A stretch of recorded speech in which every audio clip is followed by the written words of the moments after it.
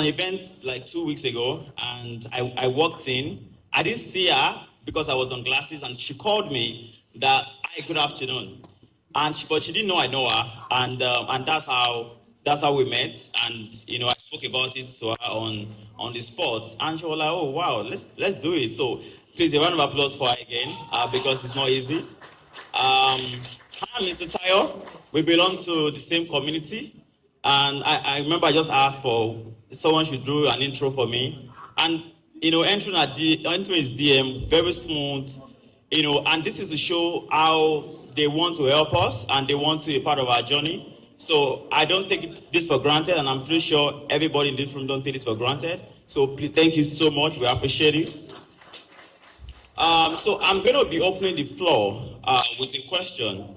And again, I just want to say everyone should be open-minded to ask as much as you can.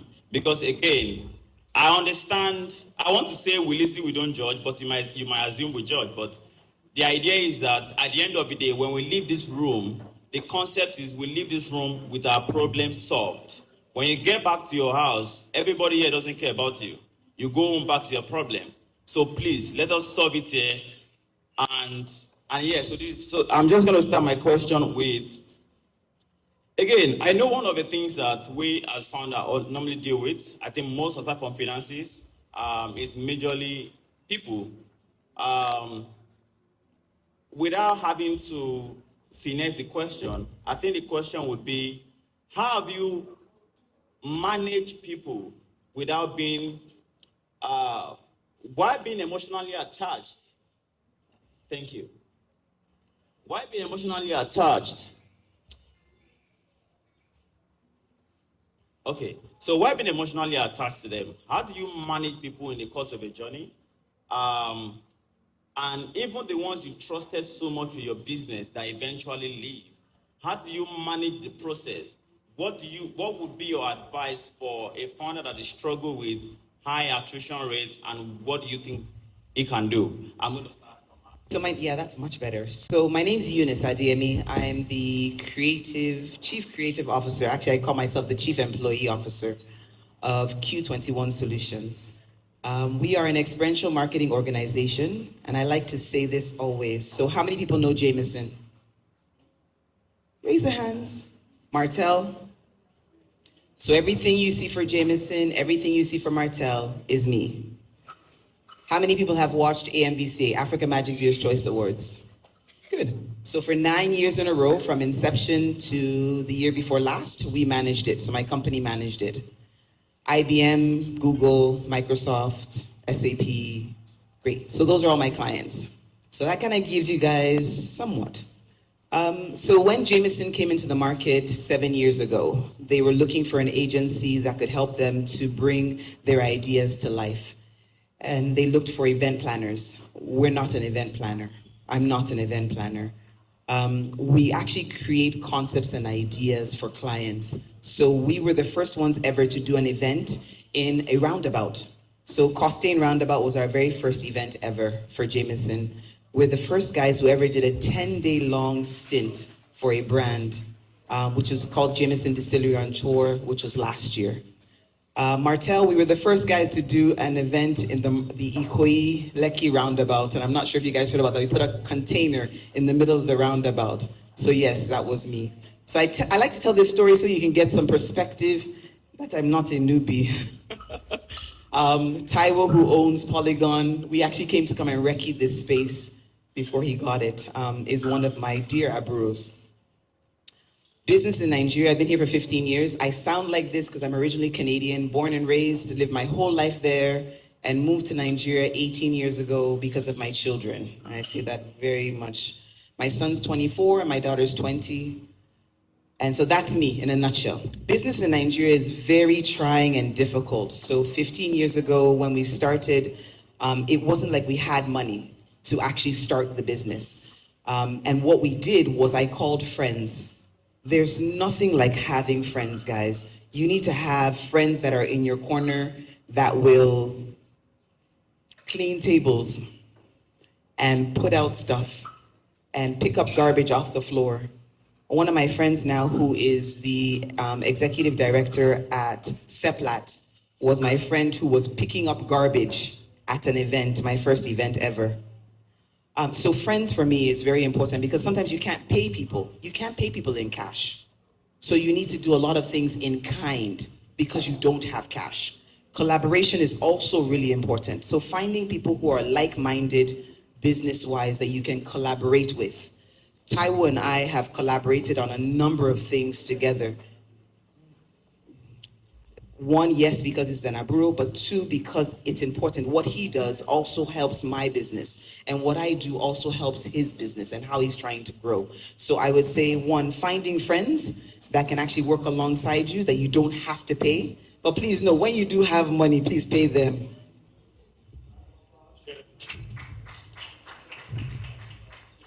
Right? So when you do have money, like money now, please pay them, right? But then also find people to collaborate with. So find individuals who you can collaborate with when you know your service. Afro Lems is another one that just walked into the door, who's also a great aburo, right? So finding people that you can partner with in different vertical markets would help you to be able to grow your business quicker without having to put cash on the table. So I'll pass over to Ty. Yes, thank you. Actually, it's interesting seeing that you moved back 15 years ago, because I think I moved back around the same time. So yeah, a little bit. First of all, thank you so much for the invitation. Really appreciate it. And I think for me, I think I immediately said yes. I looked at my calendar and I'm like, yes, let's do this.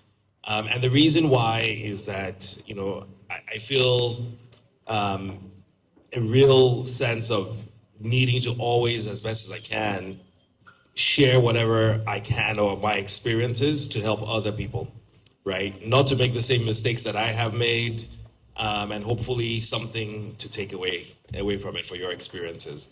And so however I can be helpful, I'd love to be helpful. So to the question about people, the entrepreneurial journey is all about people, right? Managing businesses is the people, right? It's not the building, it's not the name of the company, it's not even what you do, it's the people that make it happen, right? And in some businesses, you can do it yourself and go it alone. But I actually really believe in this African proverb that if you want to go far, if you want to go fast, go alone. If you want to go far, go together. So the first thing is really about having other people around you. So how do you have other people around you? How do you build the camaraderie? How do you make sure that everybody's bought into the same thing? And how do you manage those dynamics? So I think the first thing for me, when I started my journey, I mean, the one thing, I started alone, but I started thinking about who else would I want to bring on this journey with me or invite to come on this journey with me. And the first two people I asked politely said no. And one of them actually said, but I have some time, so I'll do some consulting with you. So I said, okay, no wahala now, let's get that going, right? And one of my dear friends till today. But the key thing that I actually was looking for was someone who I respected, people who I respected their opinion, and I respected their intellect, and I thought they were smarter than me. And then the second were people who I could grab a beer with, because I'm like, this journey is going to be long, and there will be moments where we just need to like, F it, man, like just go have a drink, right? And I don't think like, and when I say that, it's not that, that we're best friends, but that I will wholeheartedly enjoy going out with these people, right? And have a good time. So I think that's something that I had in mind always. And so now once you have that, then I think it's about bringing people in to the vision. People work for people. So when you hire, they're hiring to come and join you and your vision. So if I'm hiring, and this is why till today, I even tell my leadership team and managers in our company, you want to be the one, yes, you're working with people operations and HR and all that kind of stuff. in your recruiting, but you want to be the one that makes the offer to whoever you're hiring, because they're coming to work for you. They're not coming to work for HR. So you've interviewed, other people have interviewed, etc., and you decided you like this person. So I think it really starts from there. No, he can sit there. Anyways, so it really starts from there, and getting people to buy into that vision, and I think that really helps with the motivation. That said, not everyone's going to be with you forever, right? So I also say to the company, even me, I'm not going to be here forever. Yeah, I want a business that lasts hundreds of years.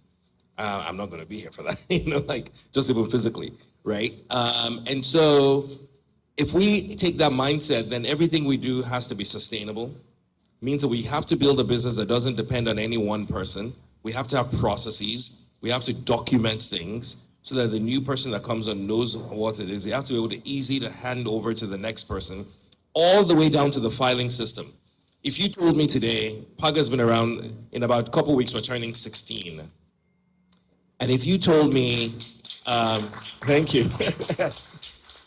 As my team said, sweet 16. And I've been reflecting a lot this week actually on this. But if you asked me for a document from 2014, I will bring it out for you in 5 minutes.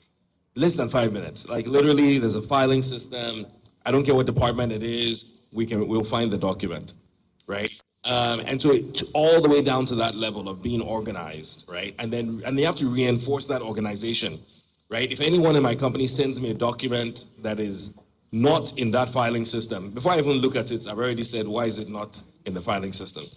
Go back, right? And so I think just creating these structures really help drive sustainability. It feels painful initially, but once everybody gets into it, it really moves.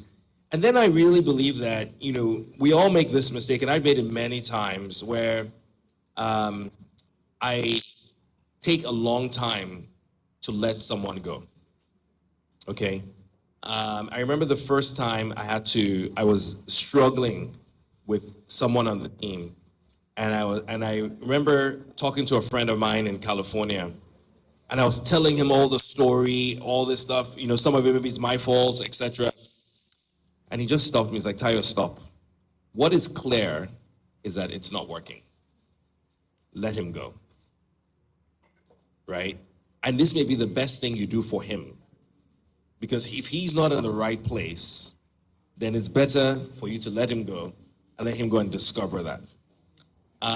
And he said, a mistake that entrepreneurs make, and I've made it many times, is that we take too long to let people go on the team. And it impacts and affects other people, by the way, because the good performers are saying, why am I pulling my weight when this person is clearly not pulling their weight? So I think hire slowly, fire quickly, right? But in firing quickly, also make sure that you're maintaining the ego of the person. Yeah? I also don't believe in letting people go that I haven't been giving feedback. So that means that you have to give them feedback. You have to let them know. It should not be a surprise to anyone, right, when you're having that conversation. You've given sufficient feedback, and it's clear. And I think this is what helps the other part of his question, is that then if you do that, when they leave, they're thankful, right? Because they after the the situation, like they then realize it. Until today, I don't think there's any one person I have let go that I still don't have a relationship with. That even I have recommended them to other people, right? And so the way I like to think about the team is literally like soccer, like football. If you follow me, I love Chelsea football, right? That is my thing. And I really think about it that way. The person who is, like right now, if you follow Chelsea has put our right winger as the striker, okay? He's actually doing okay, right? He's doing okay, but he's not the best striker in the world. But he's doing okay. He's managing in that role. But we really need a striker, and we're missing the striker that we had. Even the striker we had, he was good in many things, but not scoring, So even him is not the best striker, but he's a better striker than this guy who's making shift, right? And so you have to think about people in their right roles for what they're great at. Don't put people in roles for what they're not great at. So if you're great at something, then you want someone to be doing that. And then last thing I'll say is the success of any project, no matter how small the project is, and I'm sure you've seen this in your business, is dependent on who is leading that project. So make sure your most important projects are being led by your best people. Make sure your most important projects in the company are being led by your best people. Now, at Paga today, we have many projects we're working on, but anyone in my leadership team, I bet you they will say exactly the same one that is the top one for the company and that Tayo is very focused on, and our best people are working on that project. And you know what? And everyone in the company should know that. These are our best people. These are our top people, because you know what? Everybody knows there's Ronaldo, and then there's the rest of us on this football team. We're good, but there's Ronaldo, right? So it's okay. It doesn't take away from you, just that he's Ronaldo. It just happens to be Ronaldo. And so, you know, we give him that deference. So I think team in that way is really important. All right. Thank you so much. When you first started, when or how did you decide, there are things that you know you can do yourself, but you really don't have the finances to go out and hire somebody. So when or how did you make that decision to bring a team together? Okay. Do you want to like help? Yeah, so the question was, if you wouldn't hear, when you start out, when do you know to hire someone else onto the team? Because you may not have the financing to do it. The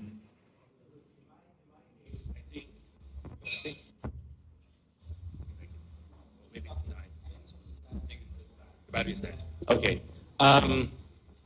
So look, I think, I mean, and Eunice referred to this, right? Of you have to, going alone is very difficult, very lonely. You'll get further faster with somebody else with you, right? And so everyone at the very beginning, in my journey, I'll use just my journey as my experience with this. You know, the first thing I did with Paga was I had to have some, because people didn't even know, there was no fintech when I started, right? So I had to have some demonstration of what I was trying to build. So the demo, I reached out to a friend, can you build this for me as a demo, a working demo? And then back then was BlackBerry. We built this beautiful BlackBerry application. And oh, by the way, I can't pay you whatever they pay you in Silicon Valley. So you've got to give me a deal, right? Which he did. Okay, so but that one I paid him. And we never built that, it was a beautiful app, by the way. But by the time like we built it, BlackBerry was dying. So, you know, we never saw the light of real day. But it had a beautiful like dial. Oh, it was so nice. Anyways, but then as I brought people on, Aisha first, then Jay, my co-founder, you know, I literally said to them, I said, you know what would be, Jay was coming from investment banking, Aisha was coming from Accenture, you know, good paying jobs.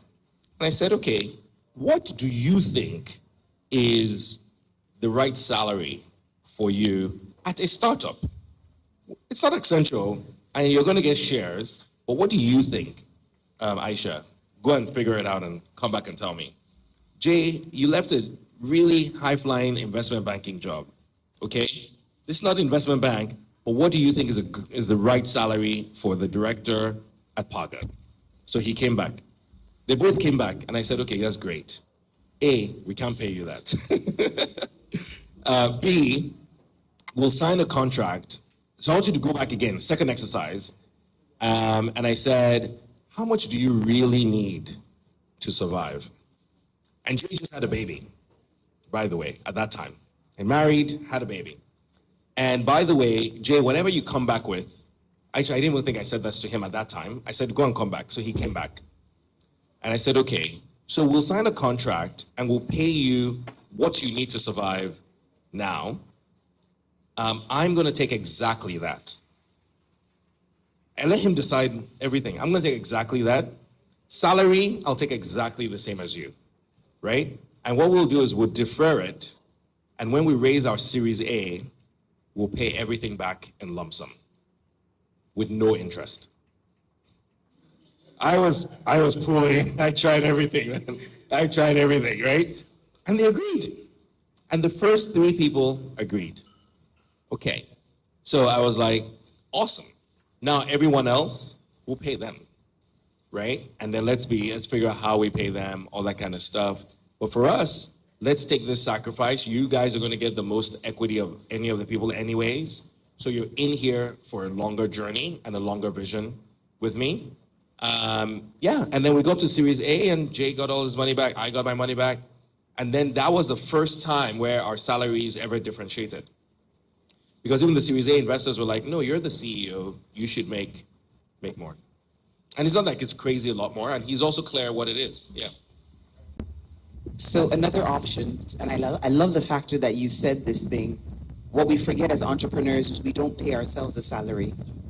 So you need to make sure when you start your business, put yourself on a salary. Very important. Because if not, you're going to dip into the business. I need rice. I need fuel. Take it from your salary. So you have to have a salary first and foremost, right? And then if your business can afford to do just contracting, so if you can contract people, so for each project. So the first time we did an event, we knew how much the event was going to cost, and then we got contract people to come on board. So we had friends that supported, but then we now had contract guys. So I knew that, okay, if we're going to make 10,000 naira, I can afford to put 3,000 naira towards the people that are going to help me do the project, right? And that way it's easier for you. So you're not running at a loss, and you don't have the overhead, because you can't afford the overhead when you first start out. So if you can get contractors to come on board, fantastic. But I'll still reserve, pay yourself a salary. No problem. All right, thank you so much. So what I'm going to do is, Ajibola is going to be passing the papers to me. So I have 1, 2. Who else has any question? So I can pick a number. So 3. Who else? You have another question? Okay. So you're good on my number 4. All right, let me get yours. All right. Good evening. My name is Great.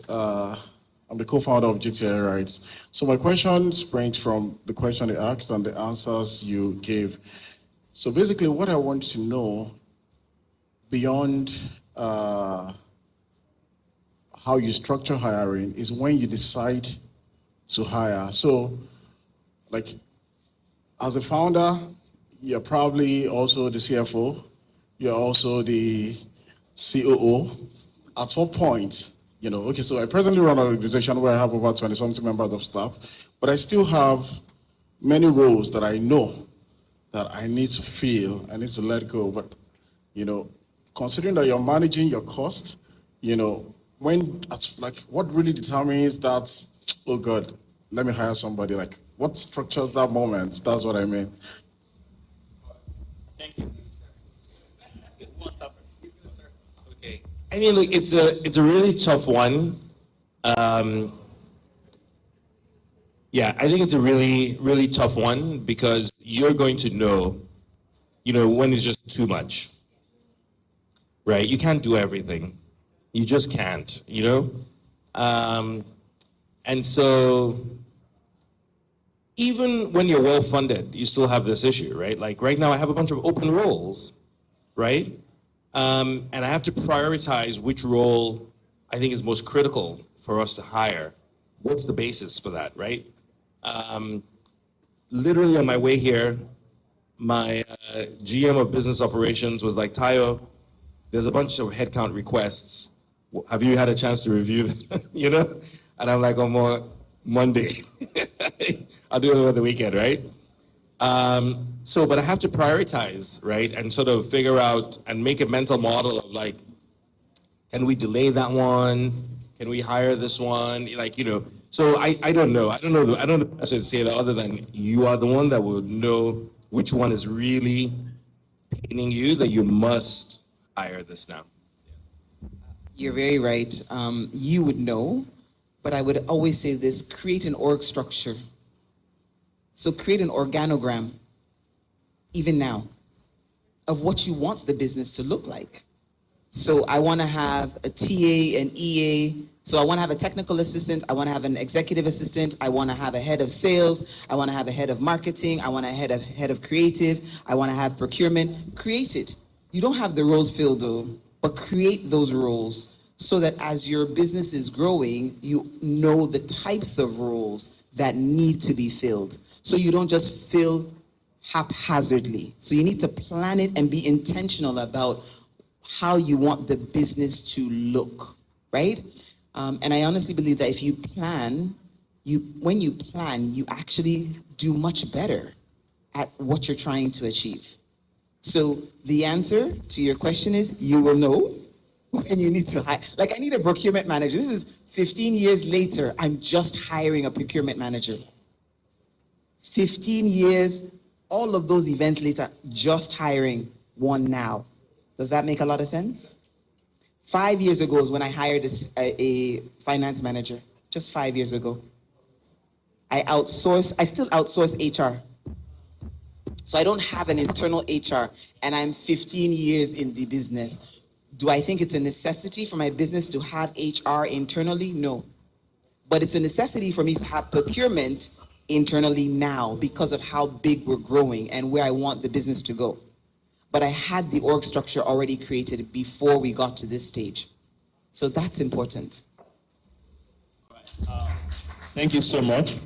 Yes, I'm going to come to you. So I have a question here that says, how do you find the confidence to keep going as an entrepreneur? Any anxiety has a way of creeping in, even after one failure. So what are the things that keeps you going, even when you know that I am not sure, but I have no choice? Because I always say that you have to be delusional as a founder to actually make it. So how do you navigate the moment? Prayer. Like prayer, right? Anxiety is every day, right? So 99% of my business is referrals, but I still get nervous and anxious because it's Nigeria, right? So you imagine we've done, I said AMVCA for 9 years in a row from inception, and then 1 year, their 10-year anniversary, you're telling me we're not the ones doing it. I'm confused. How? But it happens. So you may be, business is like that. I'm sure you have good days and you have bad days. We wake up panicking that, okay, we have responsibility for resources. I have a responsibility for over 35 people who have to get paid their salary. And I've never missed salaries in 15 years. If this client doesn't pay, how do I pay? That's somebody's father, somebody's mother, somebody's sister, somebody's uncle. It's anxiety every day. So I'm like, Lord, please help me because I can't. So prayer first, and then really being deliberate about where we want our business to go. So what are the clients that we want to maintain? What's the strategy we have in place for maintaining those clients as well? So you don't just keep it in the air. Be deliberate about and intentional about your client base, understanding that their own needs and their wants may change. And so how do you change with those needs? And then the market changes. You can't predict the Naira. Right? So really, guys, prayer. And then after that, it's knowing what do you want to do with your business and how do you then navigate the waters that we call dirty Nigeria. No, 100% agree with that. I think, look, I think the one thing just to remember is that everyone, or maybe say almost everyone, definitely me, at some point you face some level of imposter syndrome, right? Where you don't think you're capable, where you don't think you're sufficient, whatever. Why is that person getting this? Why not me? And I think for me, I think what has helped me in it is, first of all, I think it's a very tough journey, right? And what I'm about to say, I didn't even really conceptualize before I started. But if you don't really believe in what you're doing and what you're trying to solve, don't do it, right? Especially in Nigeria, yeah? Because in the West, you can take a strategy of, I'm going to do this for 2 years and I'm going to move on. I'll try and sell it and just move on. Harder to do in Nigeria just because of where the ecosystem is at this stage, right? I think we'll get there. I think we'll get there where you can build a business for 2 years, scale it to a certain level and sell on somebody else and move on. We're starting to see some of that, right? But where it's not like a failed sale or anything like that, it's like, actually a successful thing. So I think that's what gives you the doggedness, if you really believe in what you're doing, and the resilience. But look, last year at Christmas, one of my investors, God bless him, because he's one of my favorite human beings in the world, sends me a text and he said, I'm always really proud of how resilient you are. And I literally was like, fuck that. I don't want to be resilient. I get what he means, I get the sentiment. I love it. Thank you. But I don't want to be resilient. Let's stop that resilience. Let's chill, I want to thrive. And so my theme actually this year, personally, and actually for our business, we'll come out talking about it shortly, is really like about thriving, right? And that I don't want to be in a place of resilience. I want to be in a place of thriving, right? Like just mentally, where my mind is, that kind of stuff, how I see the world, how I perceive things. My uncle says something to me that really has stuck with me. And he teaches, he's been a very successful person in the business world, teaches at Lagos Business School now. And he says, life is about how you see it, right? We can see the same thing and perceive it very differently. So it starts with how you also internally see everything happening around you and with you. So I think that's really important. All right. Thank you so much. I know I have some questions in the crowd, but I just want to build on what you just said. So it's a question anyways. I think that there's a time where you were delusional about that particular product or the project, but you are the ending point. So how do you conduct and because how do you ensure your delusional you doesn't lead you to doesn't lead you astray? What I mean by that is you're building something that doesn't have it's not going to work again. So how do you get that ending point to say, okay, you know what, I am done? What exactly would inspire that how can I put it, that decision, and you're trying to maintain not feeling like I just give up on my dream, but you're also trying to be realistic. Okay, that's the word. So how do you separate reality from delusion and maintaining not feeling like I failed in whatever you're doing? Oh, that's a really good one. And you framed it in the extremes, right? And I think that's fair, but there's also in-betweens. So on the extreme, the way I think about success is that I do not control outcomes. I control what I put in. Yeah? How many of you in this room use Paga today? Okay. So some of you. But for the rest of you, you haven't. I don't control that. No matter how much marketing we do, I don't control that you use it. Yeah? But I know the work we're putting in to that product. You know what I mean? So I think you have to separate the outcome from your person and from your input. So for me, success is how much I have put in. Have I done the work? Have I made the best effort? Right? And for me, that's where it is. I don't control the outcome. I would love for the outcome to be great, but I have to accept what the outcome is. So again, I go back to football. We prepared every damn thing, right? If you look at Chelsea, Liverpool this year, that game, even the Liverpool coach said we should have lost. He's like, they played better than we did. And tactically, they were better than us. And execution, they were better than us. But we were lucky to score that extra goal, right? And they won, but they got the points. So you lost the game. You lost the game. It's just fact. So, but you can leave knowing you take something from it because you did something well. So to me, it's about the input to it. Then when I say it's not only extremes, We actually had a situation on Paga where when we launched our consumer app in 2019, first of all, there was no digital KYC in Nigeria till 2019. So that is when we launched our consumer app. And in the company, we had long debates, and I had this big belief that what people wanted were single-use apps. So an app that did only one thing.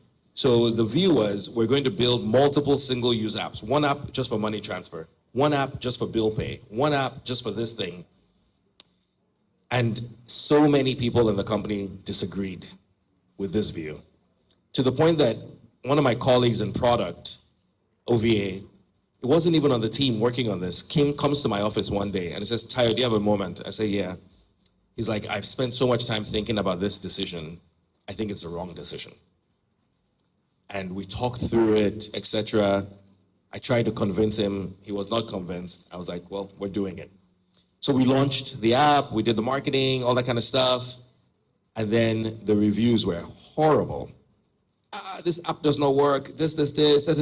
So we sat down. I'm like, "What do you mean it doesn't work? It works perfectly." So we did 500 calls, and I sat in and listened to some of them. And all people were saying is that everything we had on the web, we don't have on this app. And I was like, holy shit, I got that wrong. So literally raised my hand in the company and I said, "I made this mistake and I'm really sorry. I didn't listen." Because you guys actually, a number of you actually said it, you pushed it, and then we had to redo it again, right? So I think that's another place of like a failure where like, okay, I failed. And so I say in the company, and I actually really say this to everybody in the company, it's okay to fail. We just got to learn from it, but don't make the same mistake twice, because then you're being stupid. So learn from the mistake, don't make it twice, right? And when we fail, we also look at it and say, what did we do wrong? Like actually just without blame, we're not pointing fingers. What did we do wrong? How could we, let's teach everybody else so we don't make the same mistake again.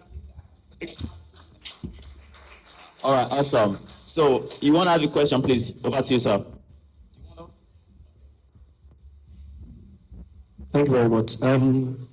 Tayo, so you spoke about firing quickly. So my question is, where does the place of empathy actually come into place? Yeah, because, some of us actually, you understand, we fail so many times. We've had the first, second, third, fourth chance to actually, get the opportunity to do what we're doing today. So if you're talking about, okay, this person messes up, you're gone. And talking about Nigeria, the circumstance here is very unique. You understand? Where does empathy, because I believe strongly in empathy. Thank you.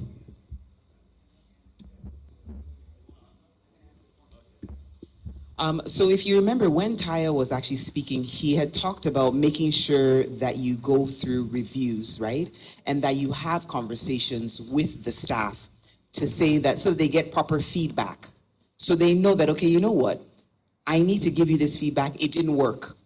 Something's going wrong. How do I help you get better at it? Right? It's not, when he says fire fast, I didn't take it literally. I think he took it literally. But it's more so we don't wait, because sometimes I'm too sympathetic. So you don't want to be overly sympathetic, right? Or overly empathetic that your business suffers. And that's where he's trying to get at. Thank you so much. So I have a question for you, Madam Eunice. It said, as an event planner, I want to host my own event, but finding the money to do so has been the hardest part. What do you suggest? So I'm not an event planner. I always clarify this thing. I create experiences. So finding money is very difficult. Even now, right? We have an event coming up that's our own event on April 19th. And we're looking for sponsors, and it's difficult, right? But I think I touched on it the first time around. It's collaboration. So if you're doing an event, are there things that you can collaborate with people on and do an exchange? So I can provide you with I can provide you with this type of service. Can you come and do this at my event? So can you come and cover my event?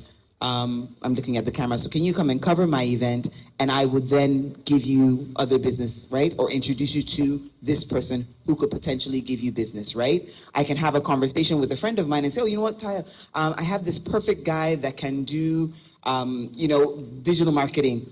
Would you be able to use this person? And lo and behold, Tayo can say, yeah, definitely I can use this person. I then go to him and I say, you know what, can you do digital marketing for my event that's coming up? And Tayo can actually pay you because he has something that he needs. So as entrepreneurs, we also need to be creative. It's not just about your own job function, unfortunately. You've got to figure out different ways of making sure that you're not spending money recklessly. And then the next best thing is actually go and beg people. So and I'm being very honest, right? So going to people who are, friends are very important. As you can see, I have very good friends. Going to them and just saying, you know what, I have this brilliant idea. Would you be willing to invest in this particular event that I want to run? And be sure to pay them back as well. So there's no easy answer, but don't get a loan. So yeah, it's very, very important, guys. Please, please, please do not go and get a loan.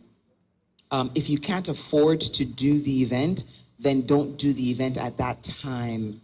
Do not go to the bank to go and get a loan. Don't go out and get a loan. It just sets you back, and then you then become depressed because you've gotten a loan you can't pay back. It's a non-starter. Thank you so much, ma'am. So, Mr. Tyra, I have this question for you. So, by the way, this person has a message. He said, hi, Mr. Tayo, Arsenal is bigger than Chelsea. So what was the biggest challenge you can remember now, and how did you overcome it? More like, is there a particular challenge you've encountered in the past, and how did you overcome it? Maybe the challenge seems as if that was the end of the road, but how did you navigate and cross it?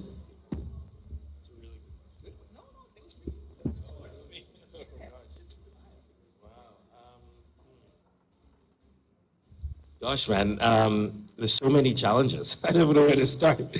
I'm the last of 5 kids. My mom passed away 2 years ago. She didn't have any gray hair. And I'm the only one of my brothers that has gray hair. So, everything is the challenges. So, look, which one did I talk about? Most recent? Oh, wow. Well, most recent is probably not the biggest. So let me actually go early. First, early challenge at some point, because it sort of relates to your question a little bit, where we're still very young as a company, and I was fundraising, and it wasn't really coming through, and I didn't know how I was going to pay for that team, for the people who we were paying for. And I talked to, we raised a bit of money already, but we didn't really have that much money in the bank. And I was like, wow, it's going to be tough to make payroll this month. And literally, I went into one of our clients. At the time, MultiChoice was like our biggest client. And I literally would just drop into their office and no appointment. They saw me every week. They knew me in that place, right? Because they gave us our first big break as a business. And in talking to one of the, my key counterpart there, she was really upset about something. And she was like, we're trying to resolve this one issue. And somebody gave us a quote. Basically, they send reminders to you every month. And they're like, we're sending out 40, it was some crazy number, like 40 million SMSs. And we don't know if we're sending them to real numbers or anything like that. And this person gave us some outrageous quote to be able to solve this problem. And I said, but we have a system where we send SMSs and we know when the SMS is delivered. And we also have an IVR. So literally sitting there, I was like, we can do this for you. She's like, you can? And I was like, yeah, I think we can. She's like, okay, give me a quote. So I went back, called my CTO. We talked about it. He was like, dude, this is 1 day of work, right? We're going to send the SMS. If we don't get a receipt notification, doesn't mean the number is not correct. So now we'll call the number, and we'll call with a recorded message from DSTV, like as if DSTV just wanted to give you some gist, right? If you pick up, we'll know that you picked up. If you didn't pick up, it doesn't, we're not 100% over, but at least you now know the numbers. So we're like, how much should we charge for this thing? So we racked our head. So we eventually picked a number, right? That we thought was outrageous. We thought was too high. And she immediately was like, you're in. So I was like, oh shit, I should have put more. And so many years later, we laughed about it, and she said, yeah, you were way below what we were thinking of already paying. And you guys actually did it. We cleaned their database for them. But guess what? That paid our payroll. And that was like the closest we've ever come to like not being able to make payroll in the 16 years, right? But it taught me a lesson, which was sometimes, and that product, we've never done it for anybody else. It was a one time, they used it 2 or 3 times, and it was done, right? We didn't even charge anything else for the 2 or 3 times. But it just taught me that sometimes you may need to divert a little bit, right? And do something that earns you the money, but don't lose track of where you're headed. And just have to be flexible, right? In doing that. So I think that was the closest big challenge I had of like. All right, thank you so much. I think I have some questions in the audience. Yeah, before you came. I know that someone, okay, yeah, I saw it. Hello, good afternoon. My name is Kone Sohe. My question is for you, actually. Yes, so I've worked in the consulting space for a bit. I started out in branding. I worked with Outer Consulting. I just want to understand, how did you, before you became big, right? So you're dropping very, very big names. Like, how did you get your first clients? How did you survive feast and famine? How did you survive the first 2-3 years of nobody knows your name, nobody cares who your father is, and how are they giving you jobs? The job finished. How did you survive that period? Did you go back and pick up your CV and go and take a job? Like, how did you because that's kind of like, yes, that's beginning stage here.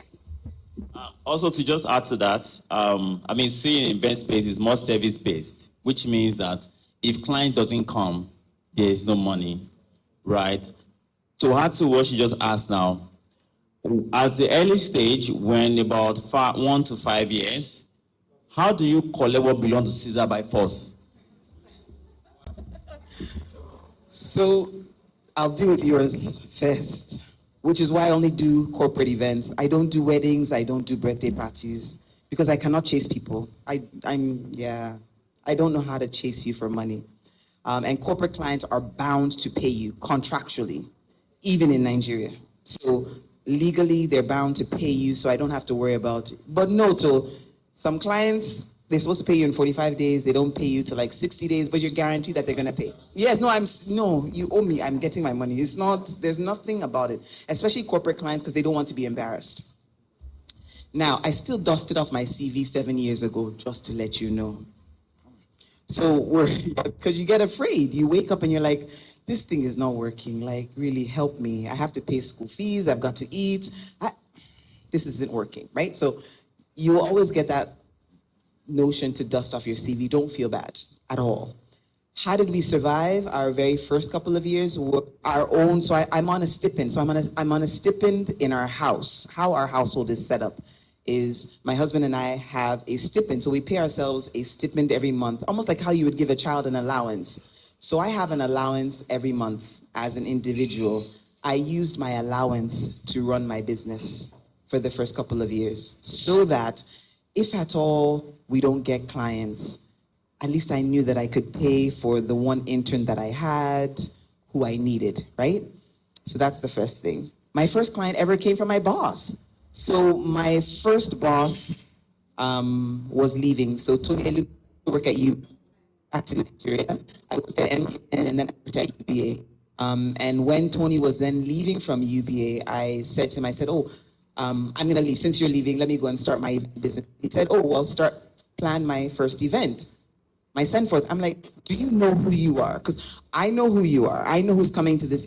past presidents, past CEOs, CIOs are coming to you, and you want me. There's Yewande Zacchaeus, there's Funke Buckner. Everybody was in the industry, and you're asking me that nobody knows my name. I have my father, my mother, my siblings, all are not in this country. My husband has no, like, it's not like there's no, I don't have a godfather, I don't have an auntie, and you want me to plan your event? He's like, no, I trust you enough to plan the event. And we planned that first event. So he had enough that he enabled us to do that first event, right? But in doing that, we have to be excellent. I mean, my A game was, we were on point. And from that, I then got another reference. And then I got another reference. And then I got another reference. So each event, even up until today, we're looking at each event as I need my next reference is in this room. So my next client is in this room. How are they going to perceive what I've done? And so you need to think like that as a business owner, regardless of what your business is. Your next client is in that room. So your service must be excellent, regardless of what the country is saying. Right? So I hope that helps. Yes. I'll take it a step back. You know, you may have not been thinking about it this way, but your first client was just when you were doing your job. Right? If you were not doing excellent work, there's no way Tony would have said, not possible. He would say, oh, I wish you well. You know, it's okay, you know? And that's it. So that's Trace. So just do great work wherever you are for people. Yeah. Okay, just to build up on that, that would take me back to workforce. How would you, this advice is to probably general, right? Because like what you said now, I'm not sure he will have trusted you with the job if not because you have shown him the level of excellence of the work you can deliver. So in the current generation of, workforce and employees, what do you have to say about lack of ownership? And how have you been able to handle it to make sure that, because I believe sometimes you don't want to even do some things, or you don't want to even address some things, but you're forced to address or to handle it. So how have you been able to manage the sudden revolution of lack of ownership in the last 3 years in so far? So I'm going to start from style. I actually disagree with the premise. I don't think there's, I mean, maybe I'm just not experiencing it. I don't think there is a sudden lack of ownership. And we have a lot of young people who it's their first job at Paga, and and they're willing to take on challenges and willing to take on opportunities. I do think there is a question of work from home or work from the office. I think there's that debate. At least that's what we face, where we do one day at home and people want, oh, let's do two, or frankly, let's just do all at home. I'm like, no. Because, and where I face that challenge with the young folks is I say, look, you learn from mentorship. We go into that meeting together. If we're in person, at the end of the meeting, we have a quick huddle.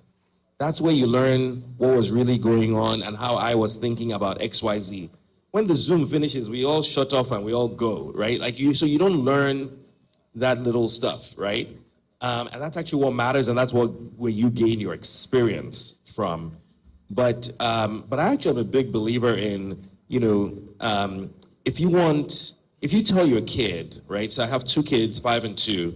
If you tell your kid that this is what you expect from them, that's what you're gonna get. If you say you can do this, right? They will aim for that. I think that's true of adults as well. So if you preach what you expect, have high expectations, right? And then hold them to the standards, I think people step up to it. And that's my sense. Yeah. Okay, so you're in another world, which is good because I'm happy to hear that is there, because I found that nobody wants to work. So the girls want the baby girl lifestyle, the guys want easy money, and I'm like, it doesn't work like that. So how we've approached it is we actually then have an internship pool where we get to then see how well and how resilient you are at what we need you to do. So we will then give you a task. I do agree with you in terms of the 5, and this. If you're 5-year-old and you're saying this is what I expect from you, that's all they will do. And if you tell them this high, that's 100%. Because when you then come in as an intern, what we then say to you is that, you know what? Here's how we do events at Q21 Solutions. Here's how you're going to manage this experience. I need you to create this deck for me. You have no experience, no clue. Create it. Come and pitch to us. So sell me a product you're comfortable with. And that immediately gets you out of your comfort zone, but it immediately lets us know where you're not strong and where I need to expose you to. So if I need to bring you to a meeting with me, then I'll bring you to that meeting. If I need you to actually be on the field, you'll be on the field with me, and you'll see that we're doing this thing together. So I am not the CEO that sits back, ignore the heels. It doesn't work like that. Regular, everyday, running shoes, I'm out, I'm on the field, I'm carrying chairs, I'm doing, so that you can understand that it's because I'm the managing partner and I own the business does not mean that work will not get done. But do I think that this generation is willing to do the work? No. Not everybody is willing to do the work, right? Everybody wants to be a business owner, even though you don't have an experience, and even though you don't have a product, even though you have no clue how to run a business, you want to be a business owner. But what are you selling?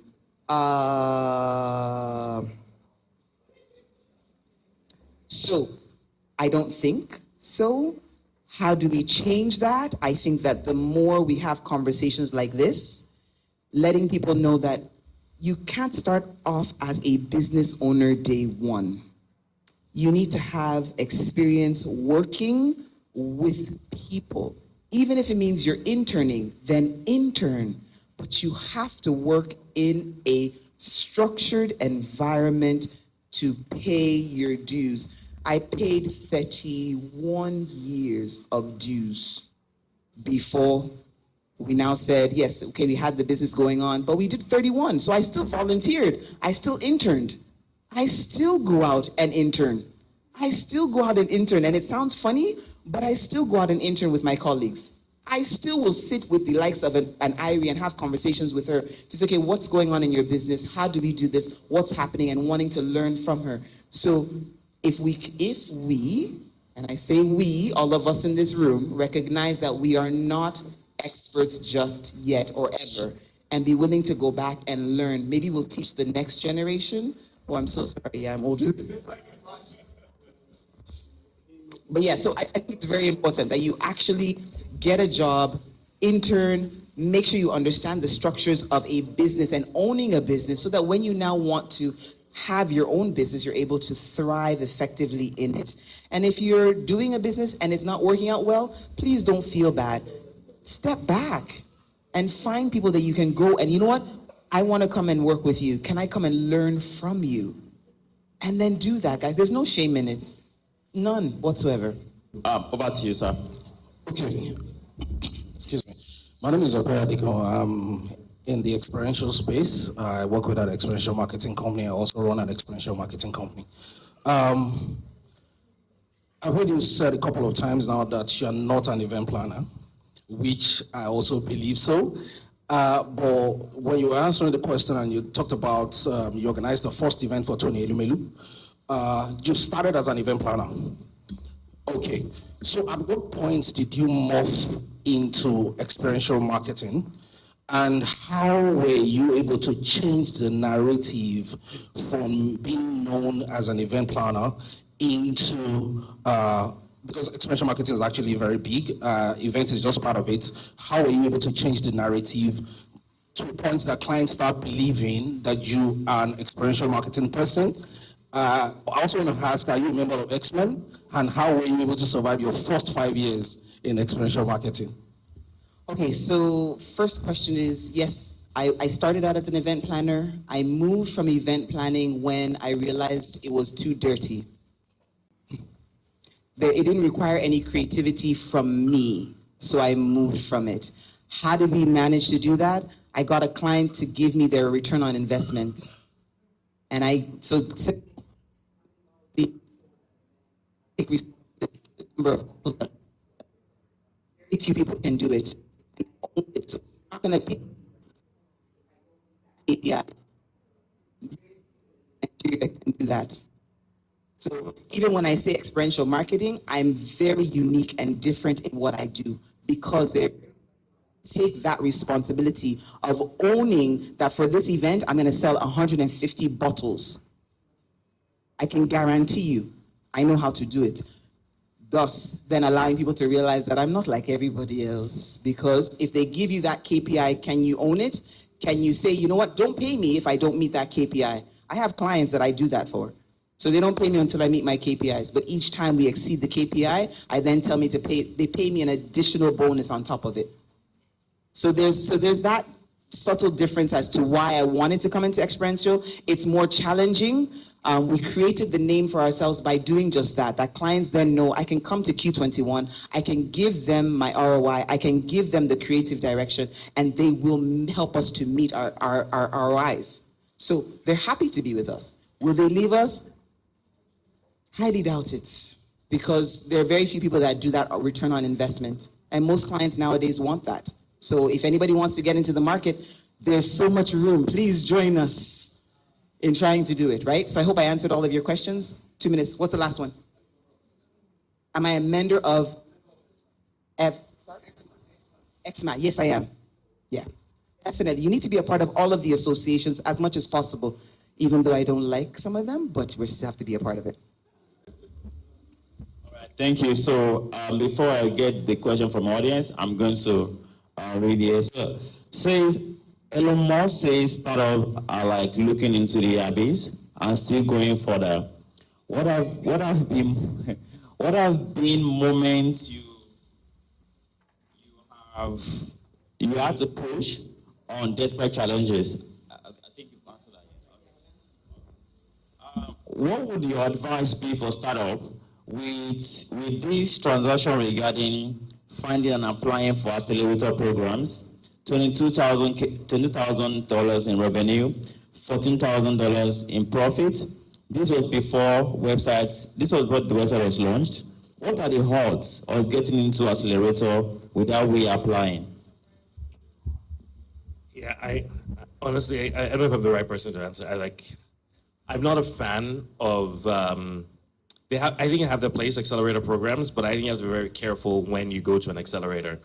And if you don't know what you're going to go get out of it, particularly if they're going to take a percentage equity in your business and all that kind of stuff.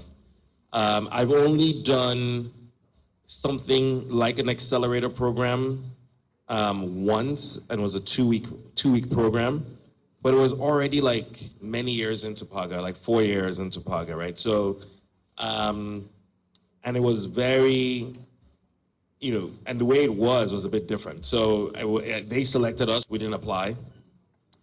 And so it was a bit different. So I think you want to be really careful going into one accelerator after an accelerator, et cetera, right?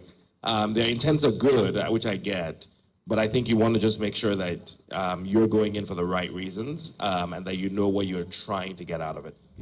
All right. So the next question from Kelechi said, what was that moment where you were like, things don't blow? OMG. Blow in terms of money or blow in terms of the creative? You guys are so boring. Okay, so funny enough. Okay, so I'm going to talk about what I like. So blow in terms of creative idea and concept was a couple of years ago, and I absolutely loved the event that we put together and executed. But I know you guys don't care, so let me talk about the money. So blow in terms of money, in truth, it was 3 years ago. And it was because a client did back-to-back events that we had not planned at the beginning of the year. And I was shocked when my finance manager said, hey, Mrs. A, by the way, we can pay bonus. I'm like, okay, great, no problems. How much is bonus? How much bonus am I collecting first? And when she said my bonus,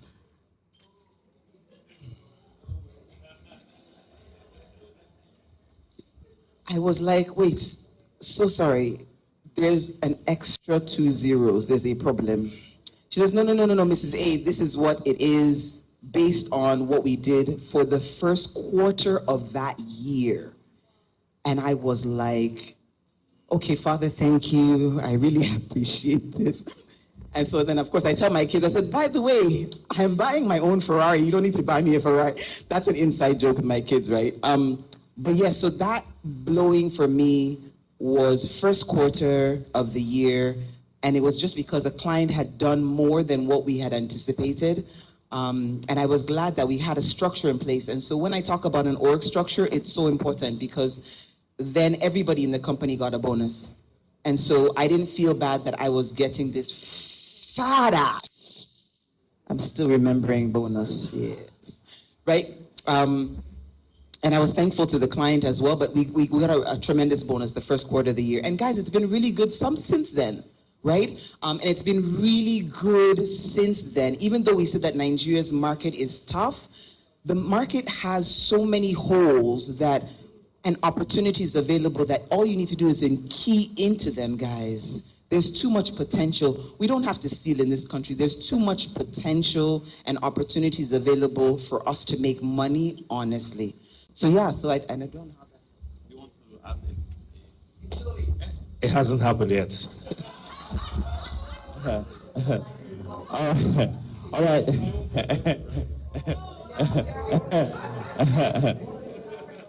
All right, so let me pick one question from the audience. All right, so Ajibola, please. I'm going to pick you after him. Yes, thank you. Good evening, ma. My name is Felix Fake, and I'm the co-founder of Nobox. Nobox is a live broadcast company, and I think we are the best live broadcasting company in Nigeria. Thank you. Yeah. So I'm asking you directly because you work in the event space. So we've had 90% of our clients as word of mouth, meaning that most of our clients are this telling this. So I want to ask you, when you started, how are you able to grow? How are you able to get more clients? And how have you been able to blow, like you said? Thank you, ma'am. Well, you guys asked me about money, so I told you about money. Like I said earlier, though, 99% of my business is still referrals. And so, like I said, and I mean this with all sincerity, every time we do an event, I'm looking for I'm anticipating the next referral. So we just did SynLab's event, and before SynLab was a referral. Before we even did the job, the MD had said, oh, Eunice, by the way, I've referred you to this person. I'm like, but I haven't done the work. He says, no. From the first meeting, I knew you guys were serious. Right? So you have to remember your next job is in the room of your current job. You're only as good as your current job, nothing else. That's all they're gonna remember. And you know, Nigerians, we don't forget bad things. So this current job you have now, stick to the referrals, love the referrals, right? And then branch out to say, okay, you know what, Mrs. A, you're in this space, what can we do together? Right? That then gets you other gigs, other referrals. So yeah. Baby girl lifestyle. I want people to refer my business. So I'm in rooms where I'm not, people are talking about us, and that's what you want for your business. So it's based on the quality. So quality, right? Always make sure that the quality of what you're doing is exceptional. Can't stress it enough. Awesome. So, Mr. This question is for you. What is the most ideal way to launch your app to the market after the MVP is ready? That's one. What are the most important steps to take after launching your product to the market? Wow. Okay, so I mean, I think it really depends on what the product is, right? I mean, and where your app is. But I would say, generally speaking, just to be general, it is always better to launch something to a targeted audience of people first. So a small group rather than a wide group.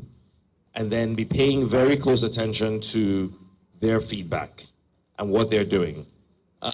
We're, using us as an example, we're about to launch a specific product. And the first thing we've done is that it's actually going to be behind an invite-only wall.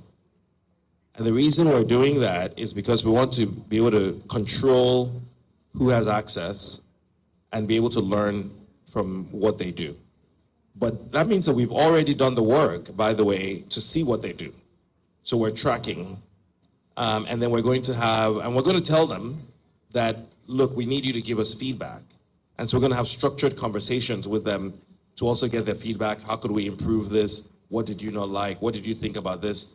Did this make sense, not make sense? Like just really to learn before we put it out to the general public, right?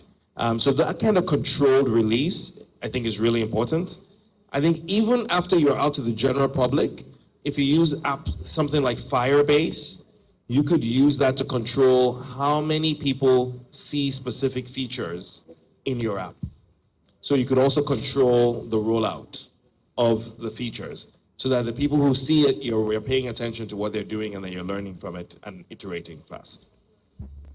All right, so let me quickly get this. Again, please, if you have any question and you don't want to ask directly, you can write it on the paper and pass it to me. Yeah, so I'm coming. I'm going to get him, then you. As an entrepreneur, how do you go about cold calling or cold messaging prospects?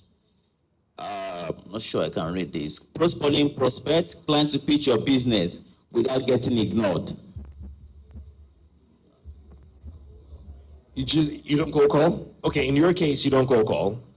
I say just do it, right? Like literally, if you can, I would say first of all, see if you know somebody that knows them, because a warm introduction is always better, right? Or like what our man did here. Oh, I'm in PBN together, and I'm like, I'm in PBN with a lot of people, but still, it was a cold call, right? You shoot your shot, right? I mean, and this is the thing I say, like, I have this personal policy that my wife hates, which is I'm never embarrassed, right? And it's very simple. I'm either with people who I love and care about, so why be embarrassed around them? Or with people who I don't know, so why be embarrassed around them? So I will always shoot my shot when I have an opportunity, and I don't even know how to mince words. So I actually like how you came to me, because like that's what I would do, right? Because I don't know how to make small talk when I want something from you. I'm like, hey, long time, but meanwhile, I need this thing. What do you think? And then we can say, hey, hi afterwards, right? But I'm very direct about like what I want. So I'll say, shoot your shot, take your chance. What do you have to lose?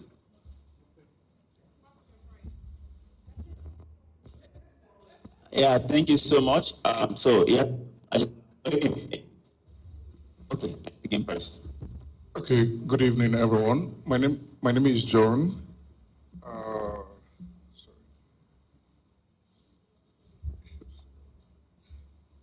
Okay, my name is John. So I'm into the experiential marketing space. I just started not quite long, and from Mrs. Eunice's explanation, she had a corporate background from, I think she said MTN, then UBA, then the whole planning thing. So, and your first gig came from people who you had network with already. So for someone like me, I don't really have a lot of corporate networks, and I'm in that space because I'm coming from a graphic design background, so I've even reached out to your company via Instagram, so most times the response is not very encouraging, so for someone who is new in an industry where you have a lot of sharks already, so how do you sell what you do? So basically, currently, what sustains us now is, like I said, I was coming from a design background. I also do a bit of printing, so Glenn Fiddich, through a friend, reached out to us and said, hey, we want to do branding for an event. Can you help us do this? At the time, I was a full-time designer. I was like, I don't even know what was a media war, so they were like, no, I want you to do it. So that was how I did the first time. It was a little bit messy for a brand like Glenn Fiddich, but somehow they kept believing in me. And that's part of what sustains us now. But the major client we have, and I'm trying to see how I can, get on board more clients for our company and all of that. Then secondly, so on experiential marketing, I don't know the future of experiential marketing. You talked about a lot of opportunities in the Lagos market, in Nigeria, there's money to make and all of that. But like I said, for newbies, I mean, we are still picking the crumbs yet. So how do we tap into these opportunities, especially with emphasis on newbies? How do you collaborate? How do you partner with existing sharks, in the ecosystem? So that's basically about that. Okay, so for the newbies, I'm not one of the sharks, sorry. But for the newbies, I always say, what are you, same thing with collaboration. So what are you bringing to the table? So and it's not for you to answer here. So mine is, what are you bringing to the table? And are you out to steal my client, or are you out to work with me? There's a difference, right? So as a newbie, right, remember that what you need is you need the clout that I have. You want to put my clients on your page, right? So does it mean, you know what, I'm going to come and do branding for you, and Mrs. A, can I put this on my page as well? And I'd be more than happy to collaborate with you and say, oh yeah, definitely, by all means, you can tell them that you did this media wall. And because we don't have enough people. We have people in the industry. We don't have good people, enough good people in the industry. So if you're willing to learn from one of the good ones, then by all means, come on board. But please don't feel like you're coming to come and take, you can't take my client, but don't feel like, I don't want to feel like I give you an opportunity to come in and then I turn around and you're busy, right, posting on your page that, you did this and you're the one that managed this. No, right? So you've got to also, as a newbie, pay your dues. And I was about to say, this is a perfect meeting because you sent DMs to our page, but now I'm in the room. So what are you going to do with the opportunity?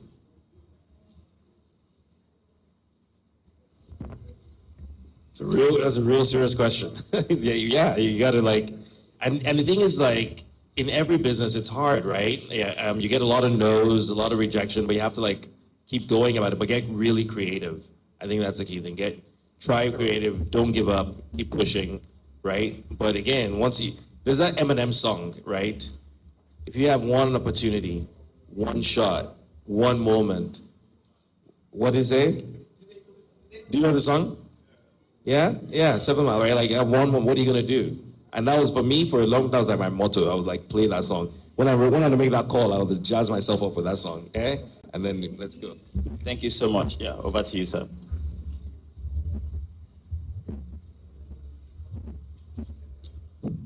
Hello, good evening, and nice to meet you again. I have few questions, but I will only say one. I asked earlier, my name is Malik, and I'm the founder of Citrus Rate. So Citrus Rate is a Bitcoin company, a Bitcoin data company. So it actually made a couple of hits.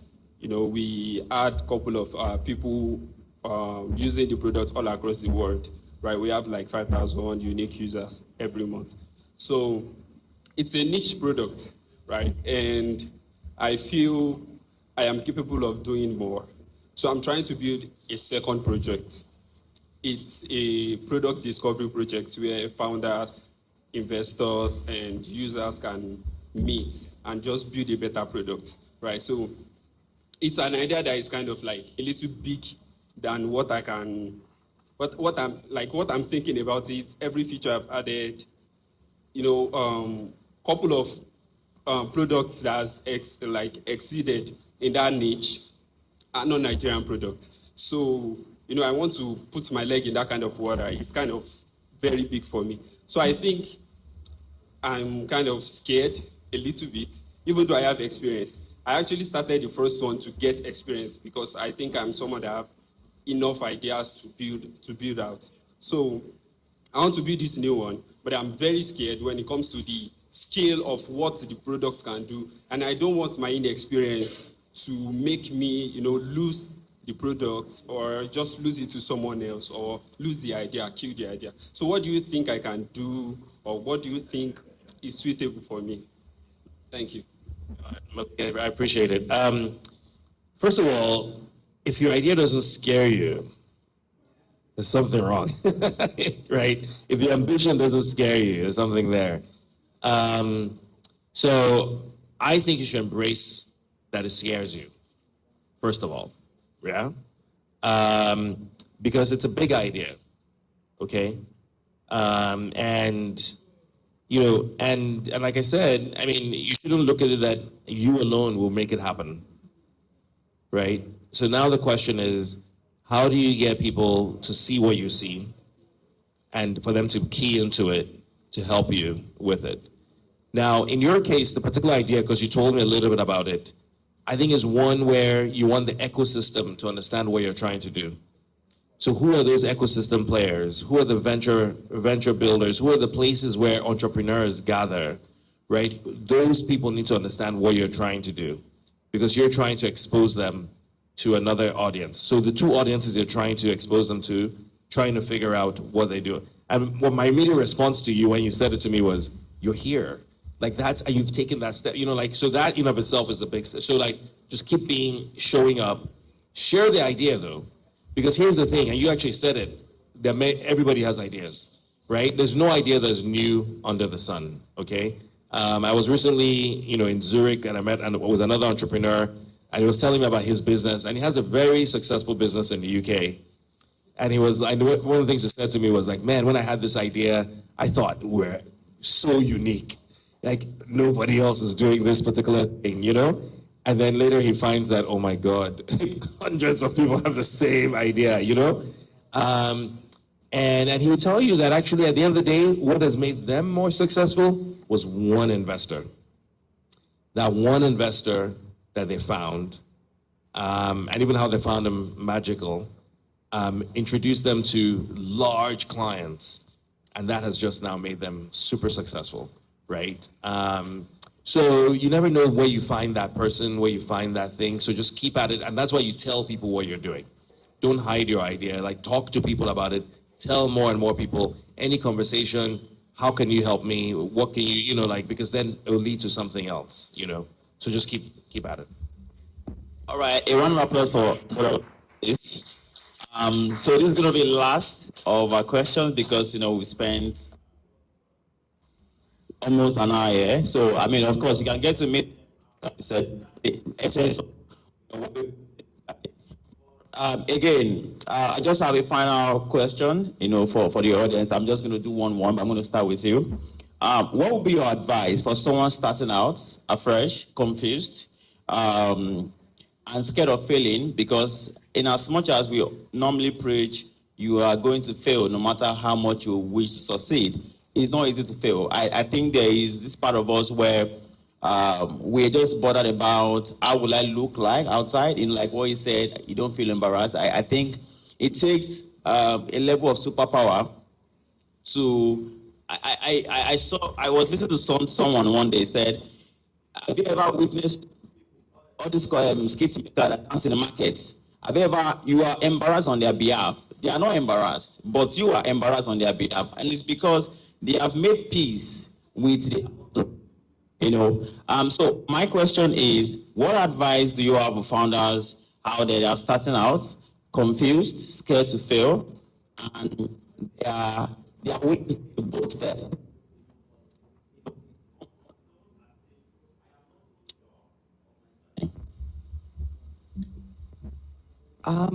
So it's hard not to say, be prepared to fail.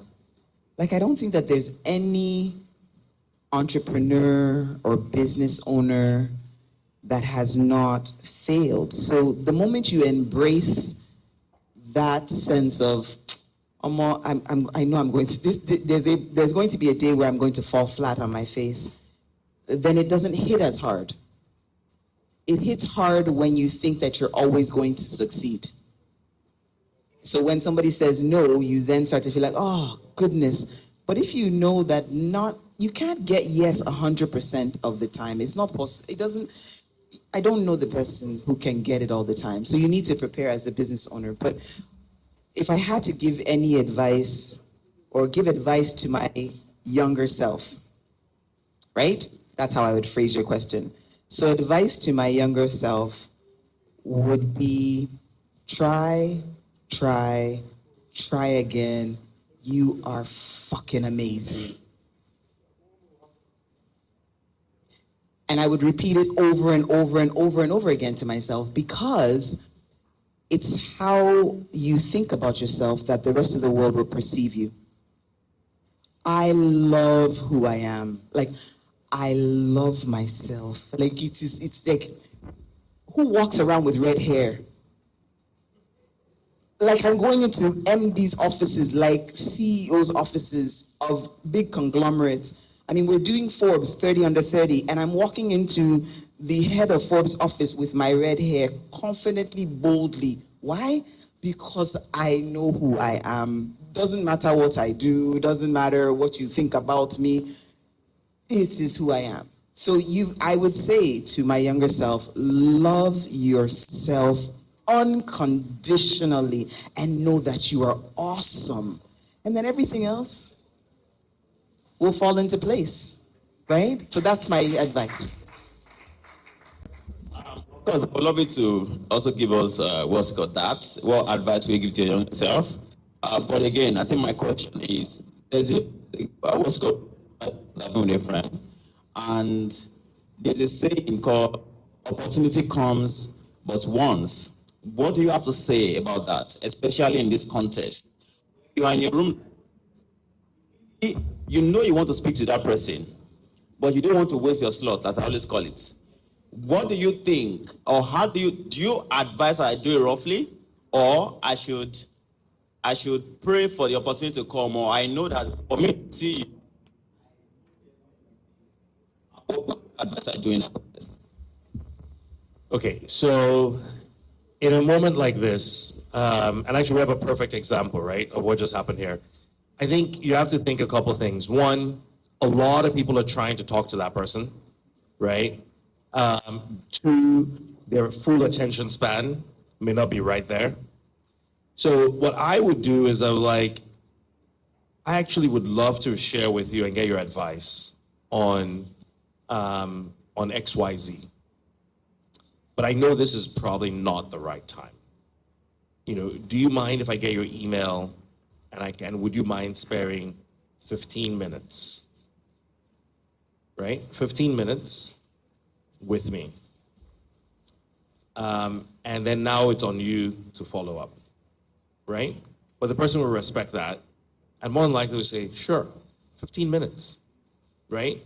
And you know what? Most of the time, people don't follow up.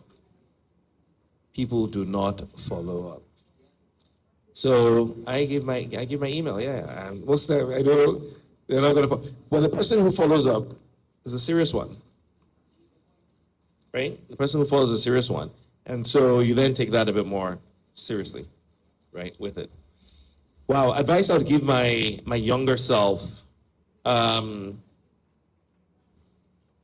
more fun. I didn't, well, it depends also when we say how young is younger, but I didn't have a single drink as an example till I was way after college. So I think my younger self, I would have a lot more fun. Yeah.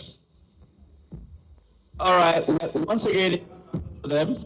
I know we have a lot of questions, but I'm sorry, we cannot answer all the questions. But I mean, you can miss them. What's it called? After this, they're definitely going to answer your question. And he has just given you an expo. He might not be able to answer.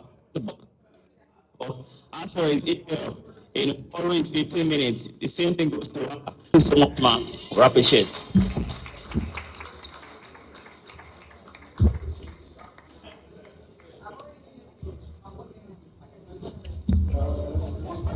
All right, so yeah, finally.